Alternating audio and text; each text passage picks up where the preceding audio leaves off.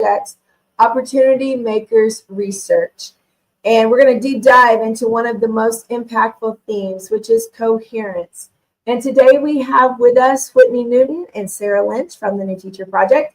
And they're going to help us understand how schools can align their vision, their strategy, and most importantly, I think, their daily practice to support every student. So we're going to talk research, we're going to talk real stories, which are always so great, and some practical strategies. So let's get going. Whitney, let me start with you. Would you mind introducing yourself and tell us who you are and what your background is? And then Sarah, would you do the same? Sure. Hi, everybody. I'm Dr. Whitney Newton. I'm a partner at TNTP. I've been with the organization now 10 years. Before I came to TNTP, I actually was a teacher in Indianapolis Public Schools and an instructional coach. They are taught math in middle school and engineering to the seventh graders. And my time at TNTP has been coaching teachers, supporting leaders in the systems and structures that ensure that teachers can do the best work possible for our students every day, and also supporting some of TNTP's new research. So we'll talk in a little bit about the background about that research, but today we're going to talk about one that I think is probably one of the most critical things that we've released in a long time around coherence. I'm really excited to talk with you guys today. Sarah? Hi, everybody. My name is Sarah Lynch. I'm also a partner here at TNTP. I started my career as a social worker, working in locked residential facilities for kids, and quickly pivoted to become a seventh grade English teacher. I spent 8 years in the classroom and then moved on to be an instructional coach, an AP, a principal of a turnaround school, and I've worked at the senior leader level, both as a chief of HR and chief of schools. At TNTP, I do a lot of work in the turnaround world, really supporting schools and districts in ensuring all kids, regardless of which school they happen to be assigned or choose, have great experiences every single day. I also spend a lot of time working with district leaders, superintendents, to really think through how do we reduce barriers so that teachers can do their very best work every day. Oh, I love that. And sometime we need to have a separate conversation, the three of us, about teaching middle school. That's my favorite, man, seventh grade. It's my jam. All right, so let's dive in. Actually, Sarah, I'm going to throw this question to you, and then Whitney, you can follow up anything you want to add. But I think we need to start with a definition of what is coherence and what does that mean in the context of the research that your organization has done. So let's just start with some level setting of what does coherence mean? Well, I think at a very basic level, we know coherence means things talk to each other. What we're finding is we're talking to schools and districts about two different types of coherence. The first that really impacts students and teachers at the school level is instructional coherence. And what this means to me, and what I believe educators are really leaning hard into right now around these ideas, is that we center tier one instruction in core content spaces. And across all the tiers that students experience, those tiers talk to tier one. So that, for example, if I'm a seventh grade English teacher, we are putting high quality instructional materials in front of kids, getting the first teach right. And tutors, special educators, paraprofessionals are really supporting teachers in delivering high quality tier one instruction. And for students who get tier two or tier three supports, those things are really designed to help students access what's happening in their core content spaces. I think equally important is system coherence. And this is really a district level or systems level conversation where your academic priorities are talking to your leadership development priorities, which are talking to your teacher development priorities. It really is when a system puts a stake in the ground, or three, and says these are the three most important things we're going to win on this year. And everyone who touches schools, who touches teachers, who touches leaders are really focused on moving those priorities forward and eliminating barriers related to those things, and allowing teachers to say no if it's not really focused on the priorities within the system's coherence. What I would also name, because I think educators care deeply about student belonging, and I know school leaders are really thinking about teacher belonging. For me, coherence is the gatekeeper to belonging for students and teachers. And what I mean by that is that for a student that experiences tier 2 and tier 3 supports, they're gonna feel like they are able to access their instruction. They're gonna feel a strong sense of belonging if all of the teachers that they're talking to are really working with them on the same things. And from a teacher sustainability and belonging perspective, the more a district or a system says, here are the 1 or 2 things we're going to get right this year, we're going to help you, we're going to support you, it just creates a sense of sustainability for educators that I think has been lacking, especially post-COVID. Whitney, what would you add? That was a great summary, Sarah. I think the only thing that I would add under systems coherence is you talked a lot about academics talking to leadership priorities, and that's really like folks that are very close to what's happening in the classroom or in the school.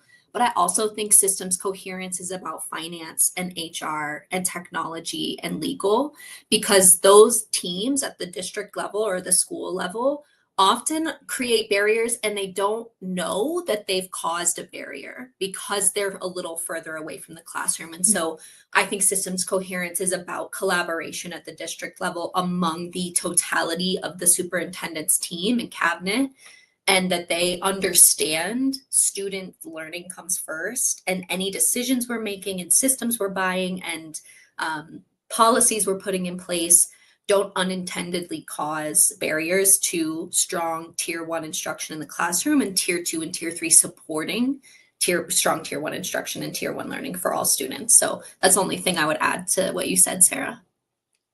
Well, and I think something you said, Sarah, that I had not thought about that kind of goes along with what Whitney just said, is that it's okay to say no. If somebody comes up with an idea and they maybe feel really passionate about it, but it doesn't align with your stake in the ground approach, which I loved that idea, that it's okay to say no.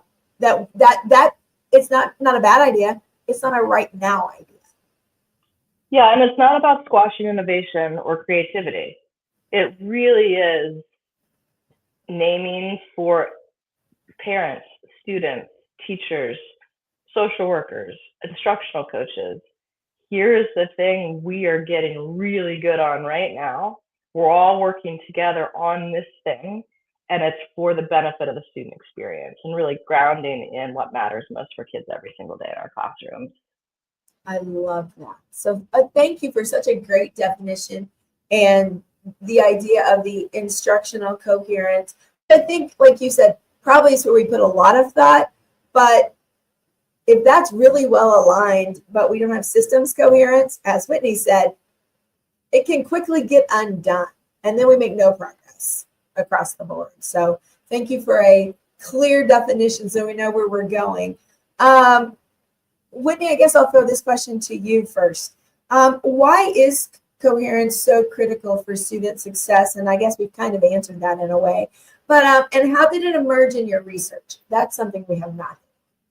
Yeah, so I'll give a quick recap of this study that we're sort of following in this series and then talk about where coherence fits in. So a couple of years ago, TNTP did a national search of schools that showed that students in a cohort over 10 years grew enough in their academic learning that they were on grade level by the end of that 10 years, and that their trajectory towards more social and economic mobility had changed. So these students emerged from school able to access jobs and careers and education at the secondary level that led to them making more money than their parents. So when we talk about trajectory changing schools, we're talking about schools that over the long term ensured that their students their outcomes had improved in a meaningful way that led to changes in the students' quality of life, really is at the core of what we're talking about here. Now, trajectory changing schools, as a reminder, is a term that TNTP coins it's not some designation that a school could reach. Any school can have trajectory changing practices. And I think that's really important to folks that are listening in on this series to understand that there's no end to becoming trajectory changing, where any school, all the schools, even the schools in our study who showed some of the very best outcomes for students, are still working on these things. They're still growing and being trajectory changing. So I think that's important. So once we had examined, we found thousands of schools across the country where this was happening. But what we realized there were some things that were maybe at play, like, oh, a leader had changed, or the school changed the program, or the way that the finances were being managed changed drastically, and now they were putting more money towards something new. We tried to pull all those out and look at the schools where it was consistently over these 10 years, the leadership had stayed the same, the school program had stayed the same.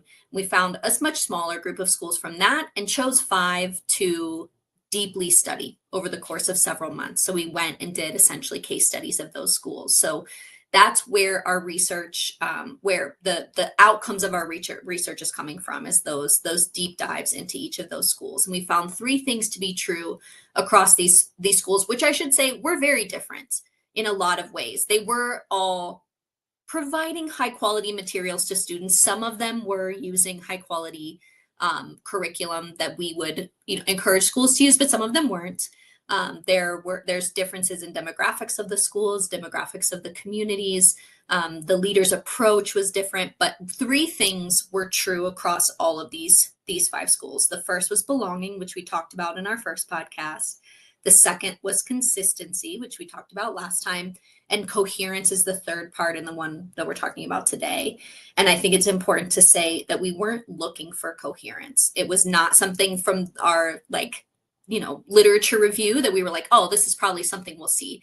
It cropped up as like, oh, wow, the program students are provided and the way that leaders interact with each other and with their teachers is a coherent process that everyone understands what's happening and everyone's speaking the same language and messaging about how they're approaching their school year this year. So I think that's all of that is important to say about how this came up in our research and where we're what we were learning. So yeah, but Sarah, please jump in and add anything you would to that. Yeah, I think what I would name is in our previous research, the opportunity myth, what we found is most students, 46% of their time are spending time in classrooms where they're not highly engaged, where they're not receiving standards aligned instruction, where they're not receiving high quality feedback. And I think for the parents who are listening, when students have this experience in schools and they come out of their school at the end of the day and they get into the car line, and grandma says, what was your favorite part of the day? Many times these students are going to say recess or lunch or PE. And that's not to say these aren't, really important social times of a school day, but I think in a school where students are experiencing coherence, things make sense in their brains. And so they go from one classroom to the next classroom, and it is really clear that their teachers are on their team. And it's like team lesson level mastery, team like we are going to leave here today having learned something. We are able to actually, kids, regardless of their age, are able to speak to, today in my classes, we talked about this. I got better at this. My teacher gave me feedback on this. And then I went to another class and I had a very similar experience. And that's not to suggest we want teachers to be robots and use the same sentence stems, but we know that kids need, and this goes back to consistency. They need a consistent experience across class. The way that you do that is to create a coherent instructional program so that as teachers are planning together and collaborating, they're really grounded in very few high quality resources. And so it makes it easier for adults, it makes it easier for kids. But I think what we're finding is students who are having a coherent experience can leave every day and actually share with their caregivers, this is what we learned, this is what I got better at, this is what we're going to do tomorrow. It just becomes very predictable and safe. And for students with complex mental health needs or complex needs related to how they learn, this actually lowers the temperature and makes school a place where they feel themselves getting better and a place where they want to be each day. Because who doesn't want to get better every day and understand what's coming and be able to voice, this is what I learned and this is what I did. Wow. Yes, that all makes so very much sense. So, Sarah, I'm going to go ahead and ask you another question, kind of ask you to take your answer one step further. Can you talk about a story, a school, a classroom, a district? I don't know what level you want to talk about this at, where you've seen this happen and what that looks like in practice. Yeah, I had actually a very profound experience last year walking into a middle school, Falcons Bluff in Jefferson County, Colorado. I would name that Jeffco Public Schools is a district we've worked with for, we're getting close to 3 years. And they were one of our very first districts to see the Opportunity Makers research. And we shared it district-wide with every single teacher and leader across the system to start the school year 2 years ago, the school year 24-25. And we really used that to ground the district priorities. The district really embraced coherence, consistency, and belonging. They said, we're going to get better at these 3 things. And they really committed to it. They said, we're going to get better at lesson internalization of high quality instructional materials. We're going to make sure that teachers have high quality collaborative learning spaces. And we're going to make sure in every single instructional block, kids are going to get feedback on their work so that they leave knowing whether or not they got it that day. So we did this system-wide. Falcons Bluff is one of 140 schools within the system, had a very high-quality instructional leader as the principal. His name is Tom Burns. And last year I was working with his manager, and I've heard rumblings, like there's something really special happening in the school. They're really starting to get coherence right. And I walked into Tom's office, I beat his manager there, and I hadn't even sat down, and he's just like, I need to show you something. And I was like, ooh, yes, show me the thing. Like, what are we looking at, Tom? And he immediately pulled up his data, and he said, something really special is happening here. We started the year, and we were having pretty significant student outbursts. We were having students really externalize behavior in a bunch of classrooms. And my social workers and my admin team were really spending significant time responding to student behavior. It's middle school, right? Kids are really like trying to figure things out. And when we give middle schoolers room, they're going to really test and push. And it is where you see a lack of consistency or a lack of coherence happening through student behavior. And what he actually pulled up 2 things. He pulled up an email from his social worker team, and he pulled up his student engagement numbers. And the student engagement numbers showed a significant decrease and elimination of student send-outs from classrooms, where they'd gone from lots of kids in the hallway, lots of kids expressing a lot of frustration, to none within 8 weeks of a cycle. And an email that mirrored this data coming from the team of social workers who said to him, we've spent so much time talking about how to support student engagement and behavior plans. And we don't need to do that anymore, Tom. We actually need to talk about improving access to academic instruction. Our kids are ready to really get the supports they need so they can access content. And I looked at him and I was like, what did we do here, Tom? Like, what did we get right here? And he said 3 things. 1, our administrators are present in every classroom every day. We have like gotten out of our offices, we've gone out into the community and really started to measure, here's what we said we cared most deeply about, are we doing it in classrooms? The other thing that his teachers really embraced was lesson internalization. And so they had access to high quality core resources. They spent time together talking about what mattered most for their kids. And they prepared in advance of instruction for giving kids feedback. And the focus on feedback to every student during every instructional block sent a message to kids, you're not alone in this work. We're going to teach you something. We're going to give you an opportunity to really grapple with it. And we are coming to see your work. And if you're stuck, we're going to help you get unstuck. And that message really sent the message to kids I don't need to ask for help with some of these maladaptive behaviors that we often see in the middle school space. And so everybody got on board. We left Tom's office. I was like, let me go see it, Tom. Let's go out and see it. We took 10 steps into the hallway and a teacher came out of the room. Come see what I'm doing with feedback. Come see my kids' work. So all the educators really wrapped their arms around the ideas that he was trying to scale across the school. And what we were seeing is in every classroom, every day, a reduction in student behaviors that we wouldn't want to see in classrooms, an improvement of student mastery, and kids just really getting excited about learning. And teachers getting really excited about being seen teaching. Yeah. Right. And wow, feedback is not what I thought you were going to say, but what a difference it's obviously making. And something tells me this is not teachers writing paragraphs of info back to kids every period, because that does not work. So it's, I would assume, pretty short, maybe just verbal feedback. Can you tell us maybe just a little bit more about that? And maybe I'm getting ahead of where we're going, but I got to know a little more. Yeah, I think we complicate everything in education, and we call giving feedback a lot of different things.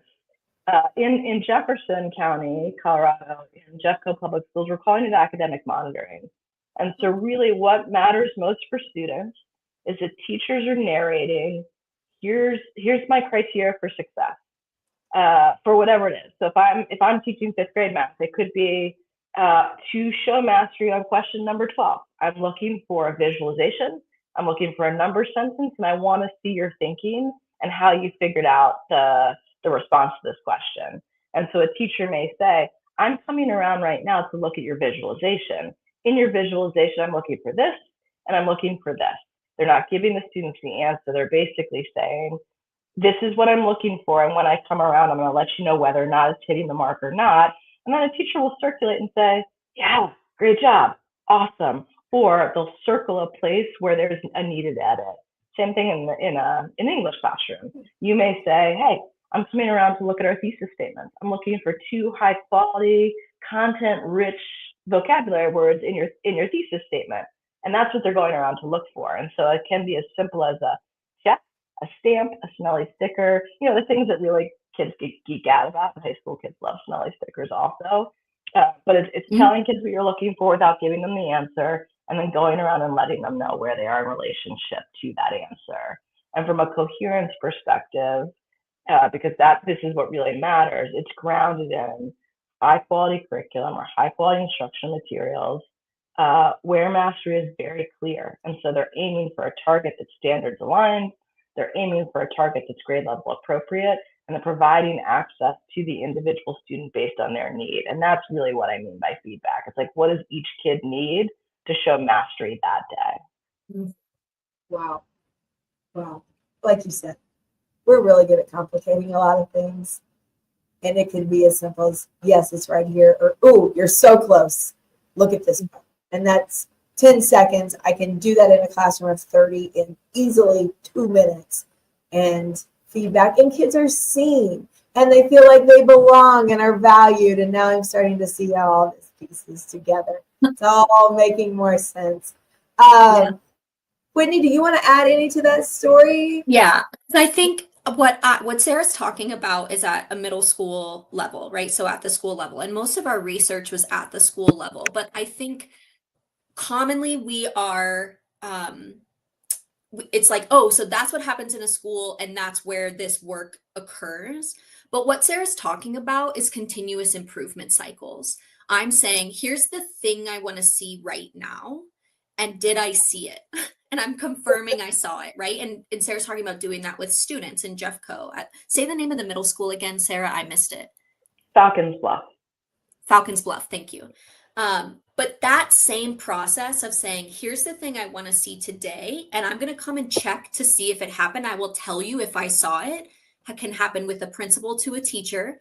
It can happen with a principal supervisor to a principal. It can happen with the cabinet to their executive director level people, right? So that process of continuous improvement is the foundation of coherence, we've all said we're working on this thing. We've collaboratively agreed we're working on this thing. And then we are having collaborative conversations over and over again saying, this is the thing we're looking for today as a part of that larger vision.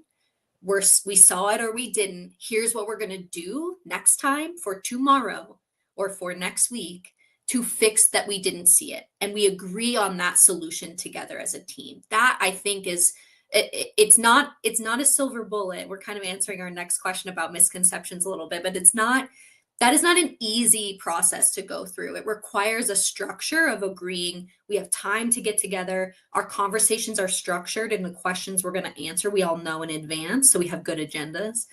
And then it requires planning on the teacher's part. You can't walk in and say, oh, these are my criteria for success if you haven't thought it through, if you haven't internalized what the lesson plan is about. And the same is true for leaders who are doing continuous improvement. They have to come to the table knowing what their success criteria is for their teachers or for their principals. So I think Sarah's story highlights such a clear example of that continuous improvement cycle, which is deeply rooted in the coherence research we saw.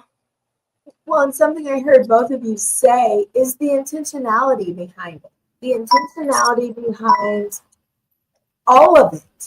It's not left to chance. And as we all know, improvement doesn't happen by chance. And so to be trajectory changing, there has to be intentionality with every step of the process across horizontal and vertical alignment, both directions. Actually, Whitney, let me come back to you. You hinted at misconceptions. Are there other things you want to talk about there? Yeah, so first is a lot of people talk about MTSS or tier 1, 2, 3 alignment, and that is a part of this, but it is not alone going to solve for a coherent system for students. There have to be systems and structures that support the adults collaborating, setting goals together, and then watching as those goals are met or not met. And we have to break them down. We can't say our goal is going to happen by June and then never look at it again until June.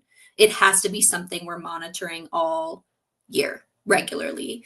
I also think that in education, two things are true. One is that there is no such thing as a silver bullet. There's no technical fix that is going to lead to student achievement, to student growth and student trajectory changing.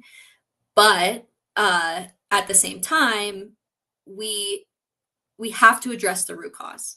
We have to address what is the system barrier in place. Sometimes that needs a technical fix to get at that root cause, to get at that system barrier so that we can go back to that cycle of improvement, looking at how does our vision for student success align to our goals, align to our strategic plan, align to the daily routines and procedures and actions that we ask teachers to take. So I think it's complicated because it's a complicated idea, but the structures that are required to make coherence possible are not that complicated.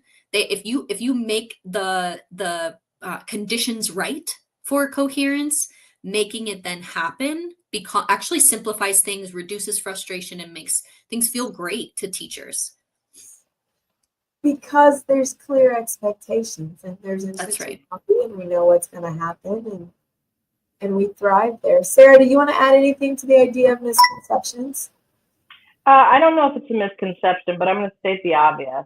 You can't do coherence in isolation, right? It really very much requires a commitment to working in teams, both at the district level, at the school leader level, and at the teacher level. An individual contributor, a master teacher, cannot create a coherent experience for a student.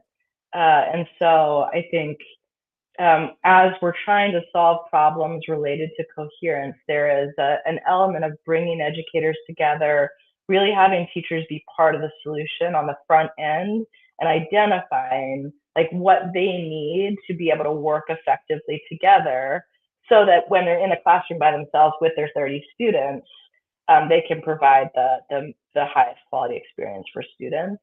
So I think that is it's obvious. And to Whitney's point, coherence isn't particularly complex, but it's really hard to do well. because it requires really bringing people together in this process. And I think to that point, this is not a quick fix. This is not something you're going to say, this year we're going to get coherence right and be done with it. This is going to be a process that has to be revisited every single year. What are our priorities this year? What are the 2 things we're winning on this year? How do they connect to what we did last year? What does it mean that everyone across the system needs access to and support to get better at, so that we can win on whatever it is that we're focused on? So there's a level of urgency as educators that we bring to conversations like this, but coherence requires patience and a lot of planning. All great points. And Whitney, something you said earlier, tying it here, I mean, even the business office needs to think about what they're doing, how it impacts the classroom. And teachers who never think about the business office probably need to think about the business office, because we're all trying to row our boat the same way. Or we should be all trying to row our boat the same way. So yeah, I like that, Sarah, that you said that it's going to take patience and it's going to take time. And you have to give that space to happen. So let's keep going down that path, understanding some misconceptions. But man, I want to make a difference for students. How do schools begin the work of coherence? Because like you said, just one teacher, that's not going to work. As much as we would like that to happen, that's not how coherence happens. I have no idea which one of you want to take this first, but where do you start this process? I'll say the technical answer, and then Sarah, you fill in. So I think number one, most important, we have to articulate a shared vision for student success. What is the student experience we want to have in our district? Schools can certainly do this. Schools can certainly write a vision if it's not coming from their district, but the best case scenario is that there is a district-wide vision for student success, and then schools work to make their strategic plan match the context and community that they serve specifically. Then from that vision, we write a strategic plan that directly aligns to the vision and is the map for the year.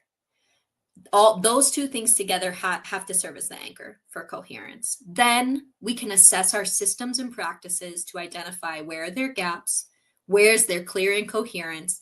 And I've been saying this all series long. What is the low-hanging fruit that is a quick win we can get so folks immediately experience some relief and more direct coherence? And that's why I think the business office, HR, technology have to be a part of these conversations, because sometimes the quick fix is saying, eliminate that login system and let's use this one instead.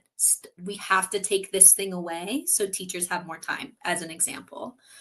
And then all the people have to be a part of the conversation, whether that's through surveys or focus groups or interviews, collecting feedback from teachers, from your leaders, from families, from students is critical in determining whether the system change that you made is working, whether it's deeply impacting folks. One of the quickest or lowest hanging fruit we see schools have access to towards coherence is your master schedule.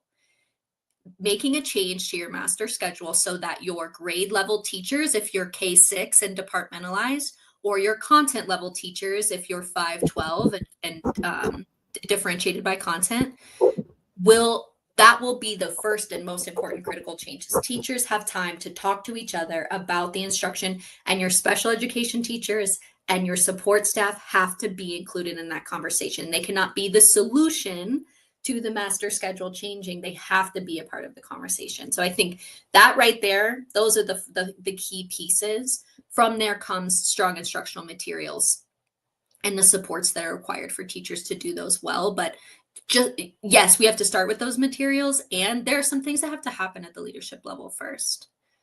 I don't know, Sarah, what you've seen, if you've seen anything specific or intriguing. Yeah, I mean, I think what I would name is that coherence work for next school year starts now.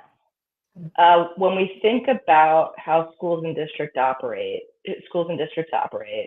what starts to happen in December, January is that schools are starting to put together their budgets for next school year.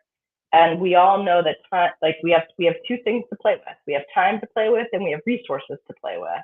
And so as we start to put together our budget for next school year, we really need to think about what are the things we're going to win on, where are we going to allocate funds, where are we going to allocate time. To Whitney's perspective, after you start to figure out your budget, it is critical to talk to your educators. What is working right now? What is not working right now? Are we winning on the thing that we said we were going to win on this year? Why are we winning on it? What's the data say is most important? Where are classrooms where we're seeing the behaviors and the outcomes that kids deserve? What can we learn from those classrooms to build off of for another school year? And then it is moving into the master calendaring work and the master schedule work. How do we ensure that our special educators who support 7th grade English have their prep period at the same time as the 7th grade English teachers who are in PLCs during that time, so that they can push in and be a part of those conversations. And then as we move towards the summer months, one of my favorite things to do with school communities who are trying to get coherence right is actually just go look in the closet and make sure that the instruction materials that are in classrooms are aligned to the core instruction materials that school is committed to, and purge, so that it becomes much easier for educators to say no, because it doesn't exist in the closet for the 25th year in a row. And then it is, right, like ensuring as the school year starts, here are 3 priorities. Here's how we're going to get better. Here's how we're going to work together on this. And here's what you can expect from leadership in terms of presence in your classroom and support that you deserve as an educator. To me, it follows a nice arc that starts right now already for next school year. Absolutely. And something I heard both of you say, and actually, Whitney, I wrote it down, your quote, but then Sarah, you hinted at the very same idea. All the people have to be a part of the conversation. And all the people is a lot of people. It's true. But they're important. Every person's role in this large system is critical to the success of the large system. And I think that's critical to think about. It's not just a master schedule. It's not just tier 1 instruction. It's not just high quality materials. It's all of it and all of the people. I guess that would be why it's called Coherence, Marty. That's why it's all put together. Yeah, go for it, Sarah. Well, and I think there's a group of folks we haven't brought into this conversation yet that are really critical to a student's experience of coherence, and that's the caregivers. Yeah. Often, I think I talk to a lot of families in car lines, and families say the same things to me. They want their kids to come to school and be safe. They want their kids to be seen as the individual humans that they are, and they believe their kids are progressing as they should. Most parents think, hey, my kid's growing as expected, 1 year at a time. They're all on grade level.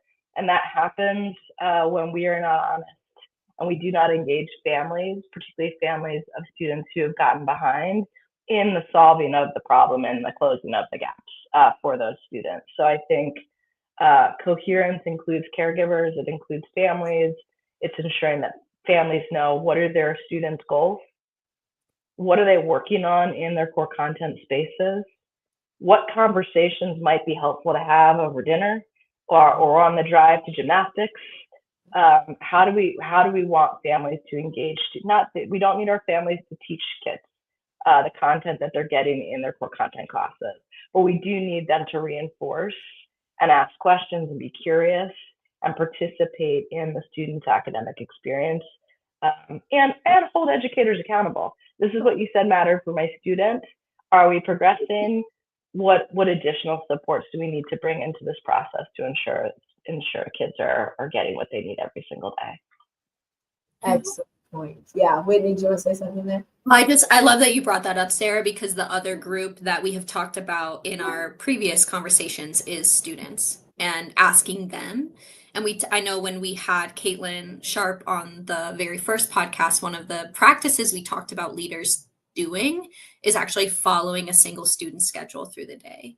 and engaging with what is the tier 1 instruction the student's experiencing, and then if they go to a intervention class or a resource class, what are the materials and the experience that they're having in that class. And then you can take this further, look at the message that has been sent home by that student's teacher or teachers through the day. What are the messages that their caregivers are hearing? So I think what Sarah's talking about is taking what Caitlin mentioned about following a student and taking it all the way through to the even after school experience, if they're getting tutoring that's delivered by the school or not, right? You could ask the parents, is this child getting tutoring from an outside source? How are you communicating to parents so that parents can communicate to any outside supports that they're providing their students and make sure that they're aligned? So I think that this is where the question of like all the people, like it is all of them. Like you have to know what teachers are teaching, you have to know what the student is experiencing, and you have to know what parents are receiving so that they can reinforce what's happening. All of that is a part of coherence working. Absolutely. Yes. All means all. Anybody who is involved in the education of this kiddo, they need to be a voice at the table and know what's going on. Absolutely. So yes, Sarah, thank you for bringing up those caregivers. I was a middle school teacher, but in an internship I spent some time with an elementary principal, and I realized his favorite time of day, which quickly became my favorite time of day, was car rider line. And I will admit, when it was cold, I was like, oh, I don't want to do this. But I understood why he loved it very quickly. He learned volumes by opening car doors, saying good morning, or closing car doors and saying, I hope you have a good afternoon. I had no idea car rider line was such a valuable source of all kinds of information. It's two-way communication at its finest. And it's low stakes. I'm opening the door. I'm welcoming you to school. I'm not calling you because I'm upset about something that happened in the classroom. Nope. That's a great point. It's really low stakes. And that's where that relationship building can start, in a really low stakes environment. Yeah. All right. So what I think is a very critical question that I'm going to ask, how can district leaders support coherence at scale? Because that's what district leaders have to think about is, I'm doing this for 11,000 kids. That's a lot of families. That's a lot of teachers. That's a lot of caregivers. What does it look like beyond a teacher's four walls, which feels manageable, kind of, but man, we're doing it big scale. Talk to me about that. I can get us started. I think a couple of things are critical at the systems level. A commitment to very few things is where I would start. It is a system saying we could chase any number of shiny pennies right now. There are new ones every single year. Educators know this. They actually know, like, I may see a leader transition, so I don't have to do this because in 2 years nobody's going to care about this thing we're talking about right now anyway. So I think to get coherence right, a system has to commit to very few things. What we're seeing, or what I'm seeing across the work that I'm doing, is that systems who are seeing the most success most quickly are committing to a few things. They're committing to high quality instruction materials. They're committing to providing educators the time that they need to internalize those materials in advance of instruction, and really supporting educators in thinking about, what do your students need in your classroom? What do they need to be able to access this content? We're seeing systems committing to instructional leadership. So we are ensuring that we're blocking and tackling for principals and assistant principals and instructional coaches and principal managers to spend 50 to 70% of their time on instruction, which means they're saying no to some other things, so that they can be in classrooms, so they can be in collaborative learning spaces. There's a commitment to collaborative learning spaces and really making sure that those spaces are not logistics sharing. They're not like sharing with a teacher an email. That would take a teacher 5 minutes to create a space for teachers to talk, to plan, and to practice together. And then at the end of the day, centering individual student goals. These are the things that we're seeing schools talk about and districts talk about that are getting this right. What does that mean at the systems level? It means if there is an academic team at the district level, they're focusing on creating high quality professional development experiences. And I'm talking about 3 a year. I'm not talking about 17. Here are the 3 high quality experiences that we want every principal to have, every AP to have, and every teacher to have, and they talk to each other. So we're teaching everybody throughout the system. If we say academic monitoring matters, at the principal level, this is your job. This is how you help people be better at academic monitoring. At the AP level, this is what this looks like. This is your job. At the teacher level, when we tell you we're coming to class to really look at your academic monitoring practices, here are the 3 things we're looking at. Let's practice those together. So everybody, I call it the vertical spine. Everybody across the vertical spine are talking about 2 to 3 things. And then from a leadership development perspective, whatever we're asking of our leaders is tightly aligned with those academic priorities. From a legal perspective, from a finance perspective, from an HR perspective, we're blocking and tackling for leaders to encourage teachers to do the practices that we've said we care most deeply about. And sometimes that means we're having hard conversations with unions around collective bargaining and how time will be used. Sometimes we're having hard conversations about, but we've always done this thing, but we're not going to use the money this year for that thing because we've committed to really improving high quality instructional materials in our classes. So I think it's a commitment of all people to here are the things we're getting right this year. Time, resources, and our energy is going to be pushed in that direction. And we're giving permission to everybody to say no to things that aren't aligned. Whitney, what would you add? I mean, the only thing I would add has to do with the data systems that people are looking at to make decisions. I think the central office often primarily is in charge of how do teachers receive data, how do principals receive data, how do they ensure that it's accurate and timely. And I think because we're talking about continuous improvement over time and being patient with seeing that continuous improvement, there has to be a visual way for all of these people to access and look at how are we doing towards goal? How are we getting there? And I think district leaders making sure that those systems talk to each other and that they are available for the people to see and talk about can be a critical step in ensuring that that collaborative time is meaningful and rooted in actual real-time accurate information, regardless of who it is at the table. Yeah, and those numbers have to move daily or weekly, right? I think often educators are experiencing waiting till interim assessments or waiting till high stakes state level assessments to pivot or make decisions, and that's far too late. So the data Whitney is talking about moves every single day, which is why it's so important that educators are out in classrooms collecting this data, because we have to be able to pivot on a weekly or bi-weekly basis to really see the change at the pace that kids deserve. We could do a whole podcast on leading and lagging indicators. Sarah and I could talk all day about that. Well, and what a great point, though, that educators are very used to working in a very slow-moving ship. But our kids are not slow-moving. They are growing every single day, and we need to be responsive to that. And it's hard to do that in a big ship with slow data. So just to recap, I think the 2 things you guys talked about there: commitment to a few things, not everything, commitment to a few, and that sharing of data as an overarching, and then the quickly moving responsive data.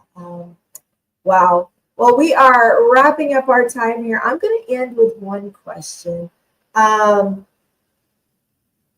You're partnering with Keep Indiana Learning. Figure out how I want to frame my question. You're partnering with Keep Indiana Learning to share the work that the New Teacher Project is doing, which is phenomenal research, getting into schools, seeing what is making a difference, which is so exciting.